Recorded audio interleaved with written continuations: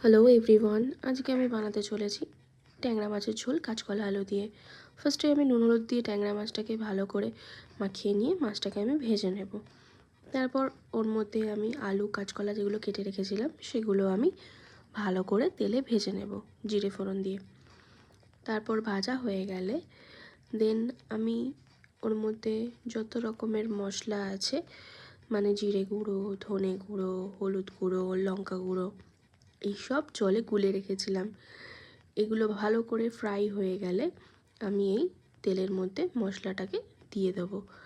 তার মধ্যে দেব আদা বাটা, টমেটো বাটা দিয়ে ভালো করে কষিয়ে নেব। ভালো করে কষিয়ে নেওয়ার পর এর মধ্যে একটু নুন আর একটু চিনি দিয়ে দেবো। ভালো করে টকবক করে ফুটে এলে তারপর যখন দেখব আস্তে আস্তে তেলটা ছেড়ে দিচ্ছে, তখন আমি গ্যাসের ফ্লেমটা লো করে দেবো।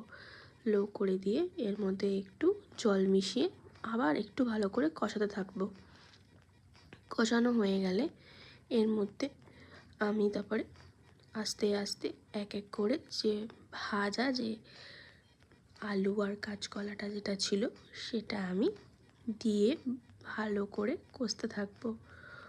ভালো করে কষে নেওয়ার পরে আমি তারপরে অনেকক্ষণ ধরে আস্তে করে একটু ভেজে নেব। দেখুন, আপনারা দেখতেই পাচ্ছেন এর মধ্যে তেল ছেড়ে দিয়েছে।